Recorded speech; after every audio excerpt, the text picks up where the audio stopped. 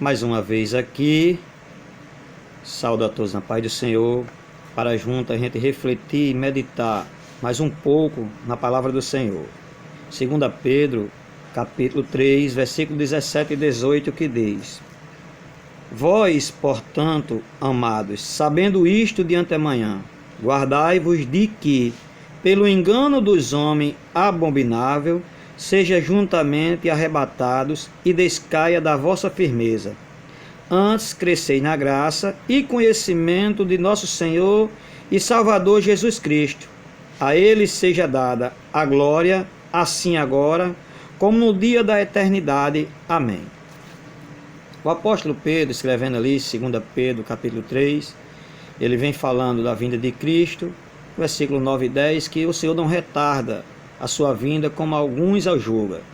Antes é longamo para convosco, não querendo que alguns se percam, mas que alguns cheguem ao arrependimento, venham ao arrependimento, porque o dia do Senhor virá como ladrão da noite.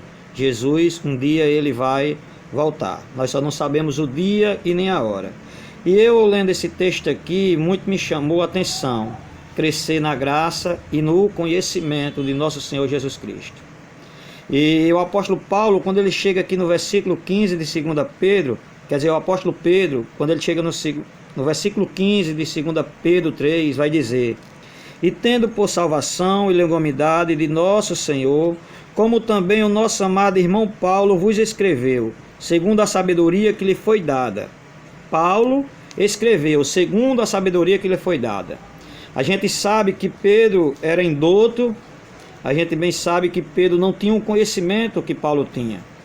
Paulo foi instruído aos pés de Gamaliel, um homem formado em letra, e aqui o apóstolo Pedro está dizendo: olha, nosso amado irmão Paulo vos escreveu segundo a sabedoria que lhe foi dada, falando disto como em todas as suas epístolas, entre os quais há ponto difícil de entender, versículo 16, ponto difícil de entender, que os indoutos inconstantemente torcem igualmente as outras escrituras para a sua própria perdição.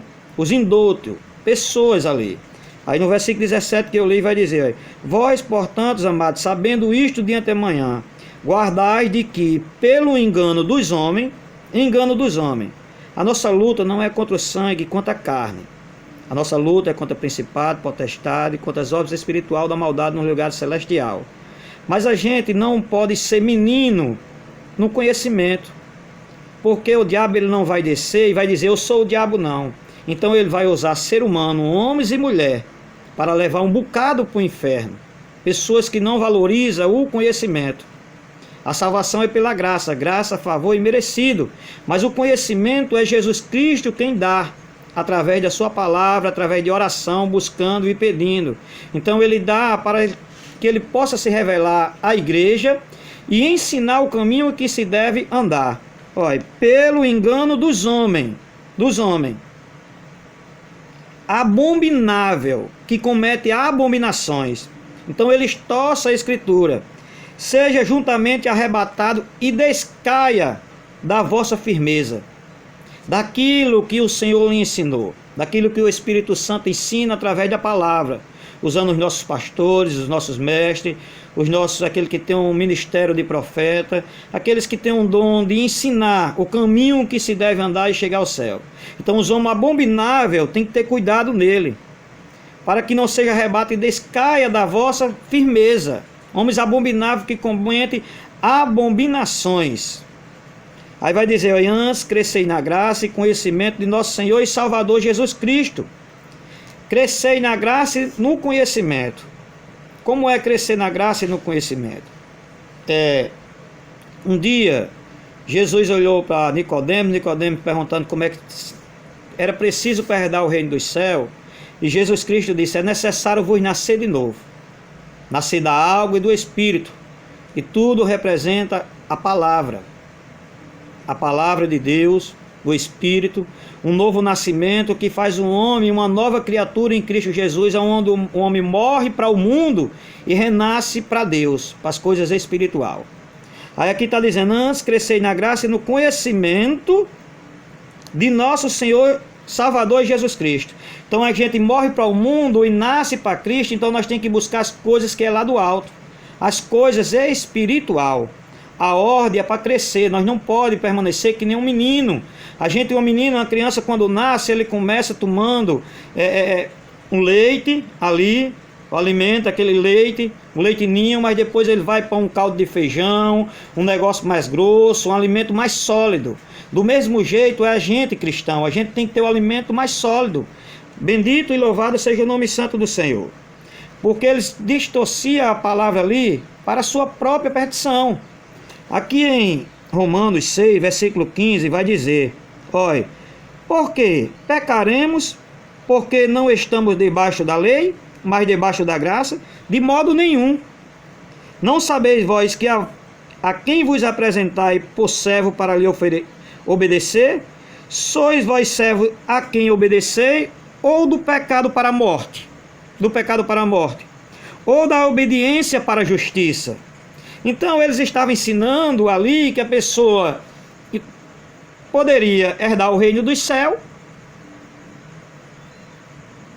e permanecer no pecado, na prática do pecado. Não tem como. Então o apóstolo Pedro está ensinando ali a eles a crescer na graça e no conhecimento, buscar sabedoria divina. Antes crescer na graça e no conhecimento de nosso Senhor Jesus Cristo. Lá em Lucas, capítulo 2, versículo 52, o maior exemplo de Jesus Cristo. E crescia Jesus em sabedoria e em estatura e em graça para com Deus e os homens. A ordem é para crescer. Jesus não quer que a gente fique que nem menino, não. Lá em 1 Coríntios, capítulo 13, versículo 12 vai dizer, versículo 11: quando eu era menino, falava como um menino, sentia como um menino, discorria como um menino, mas logo que cheguei a ser homem, acabei as coisas de homem. E aqui em 1 Coríntios 14, 20 vai dizer: ó, irmão, não seja menino no entendimento, mas seja menino na malícia, seja criança para fazer o mal. Para fazer o mal você seja que nem criança, não faça. E adulto no entendimento, cresça no entendimento. Como crescer no entendimento? Porque essa é a vontade do Senhor para as nossas vidas. Crescer na graça e no conhecimento, no entendimento. Aqui em Hebreus capítulo 5, a partir do versículo 11 vai dizer: do qual muitos temos que dizer de difícil interpretação, porquanto vos fizeste negligentes para ouvir.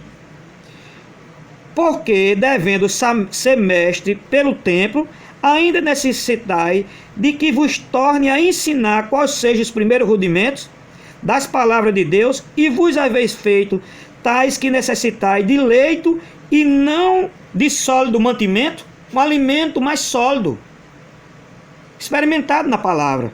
Porque qualquer que ainda se alimenta de leito não está experimentado na palavra da justiça, aquilo que é correto, porque é menino. Mas o mantimento sólido é para os perfeitos, os quais, em razão do costume, têm o sentido exercitado para discernir tanto o bem como o mal.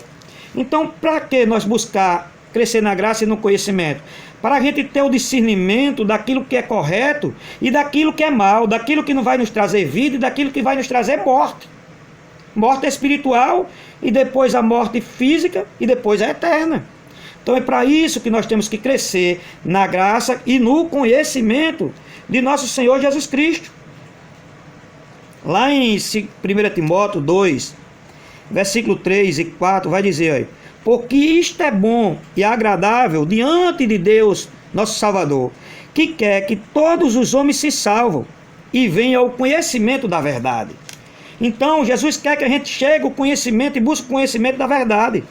E aqui em Efésios, capítulo 4, versículo 11, vai dizer: ele mesmo deu uns para apóstolos, outros para profeta, outros para evangelistas e outros para pastores e doutores, querendo o aperfeiçoamento dos santos para a obra do ministério, para a edificação do corpo de Cristo, aperfeiçoamento, até que chegamos à unidade da fé e ao conhecimento do Filho de Deus, a varão perfeito, à medida da estatura completa de Cristo, para que não seja mais menino, inconstante, levado em roda por todo o vento de doutrina, pelo engano dos homens, com astúcia engana fraudulosamente.